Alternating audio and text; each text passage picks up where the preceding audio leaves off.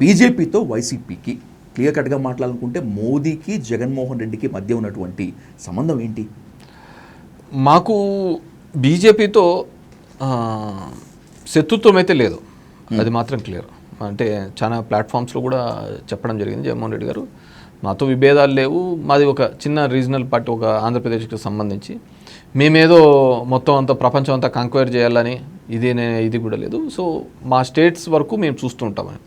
And మేము ఇచ్చిన supporting కూడా కండిషనల్ సపోర్ట్సే ఇచ్చినాం. అంటే ఏదైతే ఈ దేశ ప్రజలకు కావచ్చు దీనికి కానీ ఉపయోగపడుతుందో అది మాత్రం ఇవ్వడం జరిగింది.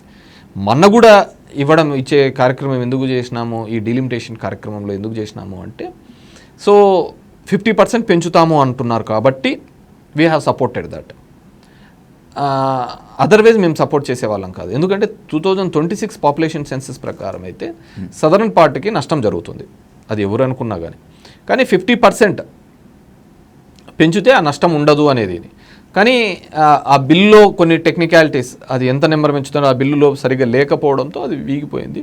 So we have to. So మేము ఏది చేసినా కానీ సబ్జెక్టు కండిషనల్ సపోర్ట్సే ఇస్తున్నామే తప్ప అబ్జల్యూట్గా ఎక్కడే కాదు ప్రతిదానికి మీ పార్టీలో మేము భాగము అన్నట్టుగా ఎక్కడ ఇచ్చిన దాఖలాలు లేవండి.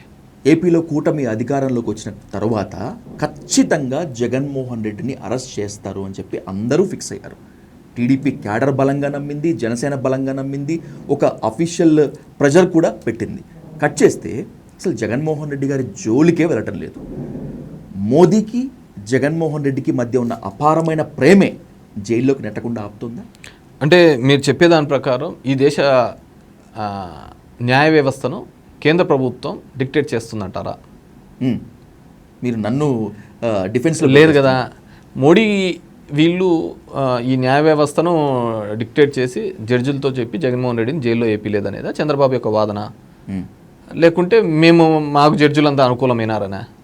ఏదో రెండే ఉండాలి కదా, మాకు జ్యుడిషియరీ అన్నా మాకు అనుకూలమే ఉండాలా, లేకుంటే జ్యుడిషియరీ అంతా వాళ్ళ కంట్రోల్లో. కానీ ఓపెన్గా మాట్లాడుకుంటే కేంద్రం తలుచుకుంటే ఈడీ రైడ్లు అవుతాయి, సిబిఐ రైడ్లు అవుతాయి, లేకపోతే ఉపా కేసులు పడతాయి, ఎన్ఐఏ దాడులు చేస్తుంది, జరుగుతాయి. ఇప్పుడు మా మీద ఎందుకు జరగటం లేదనుకుంటున్నారు? అదే కదా అడిగేది.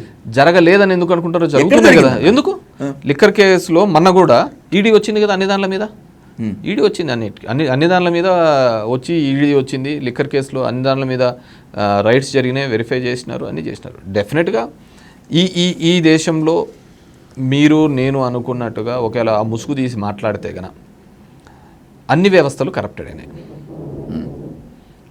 కేవలం పొలిటికల్ వ్యవస్థను మాత్రమే ఎప్పుడు ఎత్తి చూపుతున్న ఈ సమాజం, ఒక పెద్ద కారు వేసుకుంటానే మా డబ్బులు దానే తిని మా ద్వారానే బతుకుతున్నాడు అనే కొన్ని సమాజంలో ఎగ్జిక్యూటివ్ అలాగే ఉంది.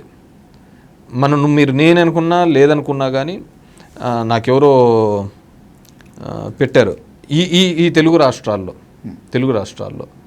ఒక 1000 కోట్లు తీసుకొని వచ్చే ఒక 100 మంది ఉంటారు ఆఫీసర్స్, ఎగ్జిక్యూటివ్ ఆఫీసర్స్ అని అంటారు. ఎప్పటికైనా కానీ కావాలంటే ఇంకా వాళ్ళకంటే ఎమ్మెల్యేలో చూపిమనండి, లేదంటే ప్రజాప్రతినిధుల్లో అంత డబ్బులు ఉన్న వాళ్ళని చూపిమనండి, చూపిలేరు. ఇంకా అదేవిధంగా మీడియా ప్లాట్ఫామ్స్ ఏ విధంగా ఉన్నాయి, మీడియా హౌసెస్ ఏ విధంగా నడుస్తున్నాయో తెలుసు, న్యాయ వ్యవస్థలో ఏ విధంగా నడుస్తున్నాయి అనేది అందరికీ తెలిసినదే. సో దీంట్లో ఎవడూ కూడా అంత పరమాత్మలు ఎవరు లేరండి, అంత సిస్టమ్ ఈజ్ కరప్టెడ్. దీంట్లో పోనీ జనమన్నా దీంట్లో మనం బాగా ఉన్నాము, నేను హానెస్ట్గా ఉన్నాను కాబట్టి నేను కరెక్ట్ అయినా అనేది చూసుకుంటున్నాంటో అది కూడా ఎక్కడ కనపడటం లేదు నాకు.